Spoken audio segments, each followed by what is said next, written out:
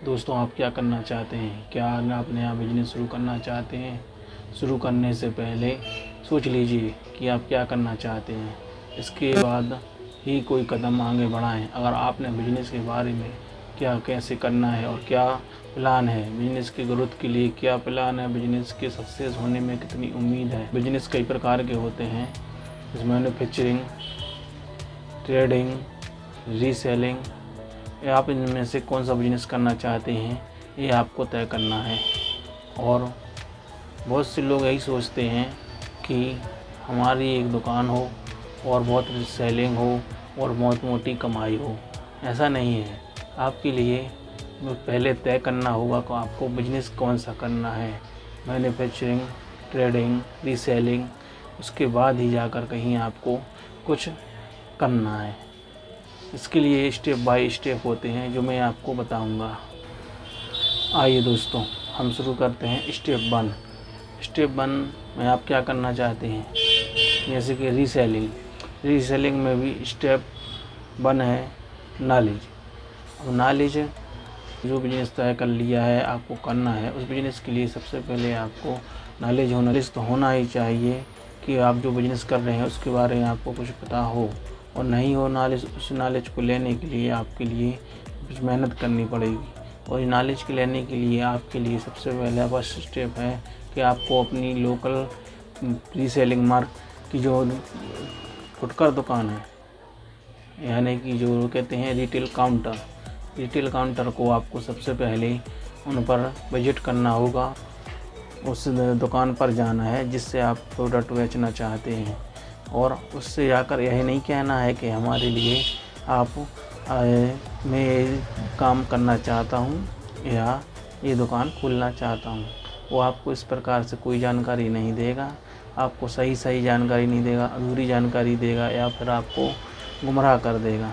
इसलिए आपके लिए क्या करना है, सबसे पहले आपको फर्स्ट स्टेप ये करना है, आपको यह नहीं बताना है आपको कि मैं ये जो काम है ये मैं करना चाहता हूँ। आपके लिए वहाँ जाना है और जो प्रोडक्ट जो आप करना चाहते हैं उस प्रोडक्ट की रेट लेना है और उससे वहाँ से उठकर चले आना है। सिर्फ आपको कुछ कहकर मैं भी आता हूँ लौट कर, या फिर अभी मुझे की क्वालिटी पसंद नहीं आई, या फिर मैं अभी आता हूँ बाद में, या कुछ भी जो आपको अच्छा लगे उस समय वह आप कहकर चले आएँ। आपके लिए सिर्फ इतना ही उठा लेकर आपको लिख लेना है अपनी डायरी में कि इस चीज़ के रेट क्या हैं और कौन सा प्रोडक्ट है, इसके सामने हमें ये सब मेंशन कर लेना है। इसके बाद आता है स्टेप 2, रीसेलिंग स्टेप 2। स्टेप 2 है परचेसिंग। अब परचेसिंग करने के लिए सबसे पहले जो रेट आपने रिटेल काउंटरों से लिए हैं उसको आपको ध्यान रखना है। और बहुत से लोग जो हैं बिजनेस शुरू करने से पहले अपने शहर से छोड़कर बाहर की बड़ी मंडियों में या बड़ी मार्केटों में जाकर परचेसिंग करने की कोशिश करते हैं।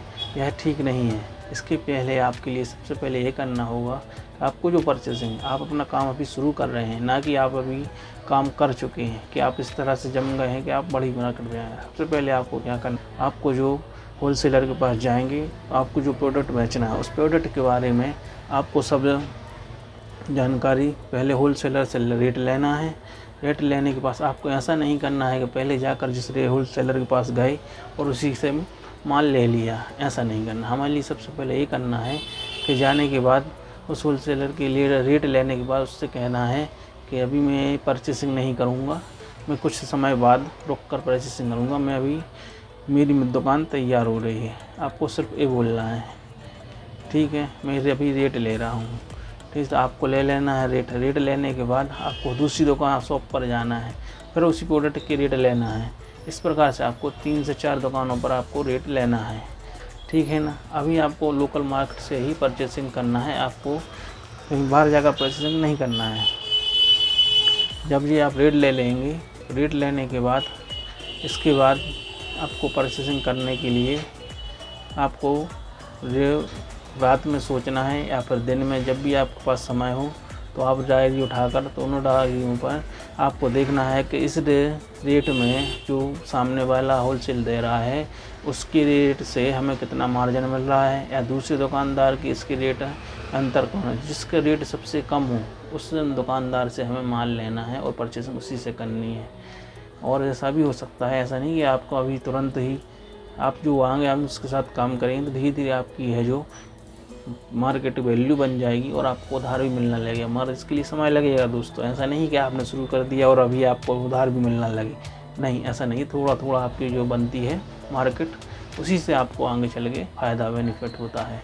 इसलिए आपको एक बार ध्यान रखना है कि आपके लिए ये सब कंपेयर करने के बाद ही मार्केट में जाना है, फिर परचेसिंग करनी।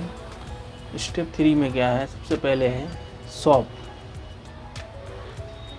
क्योंकि आपने बिजनेस की जो है रीसेलिंग की जानकारी ले ली, ठीक है ना, जैसा हमें नॉलेज ले ली जो भी हमारे लिए बेचना है कैसा करना है। स्टेप 2 में आपने होलसेल रेट ले लिए जो परचेसिंग करना है और उसके बीच का अंतर भी पता किया, इसमें कितना प्रॉफिट है, इसमें कितना लॉस है। फिर उसके बाद हमारे लिए स्टेप 3 पर आना है जो आपके लिए बहुत महत्वपूर्ण है। ये स्टेप आपके लिए है जो इसी तरह से आपको चल रहा है जिससे बिजनेस आपका सक्सेसफुल करे, ग्रो करे और आप बढ़ सकें। स्टेप 3 पर हम आते हैं। स्टेप 3 में सबसे पहले है शॉप। आपको शॉप है जो ऐसी जगह पर लेनी है जो कि स्पॉट अच्छा हो। ऐसी जगह पर नहीं लेनी है कि जहाँ पर आपने स्टॉप है नहीं है, और ऐसा कोई स्टाफ हो, ऐसी जो जगह हो जहाँ पर भी कि आना जाना बहुत हो और जो आपको प्रोडक्ट जहाँ आपका सेलिंग जा आपको शॉप वहीं ख़रीदनी है आप, या फिर खुद की आपकी दुकान है तो आप वहाँ भी आप भी कर सकते हैं। पर आपको देखना है कि आपको जो प्रोडक्ट है आप बेच रहे हैं वहाँ उतनी सेलिंग है कि नहीं है। उसके बाद वहाँ आपको शॉप खोलने का के लिए आगे बढ़ना है। आपने जब शॉप ले लेना है उसके बाद आपके लिए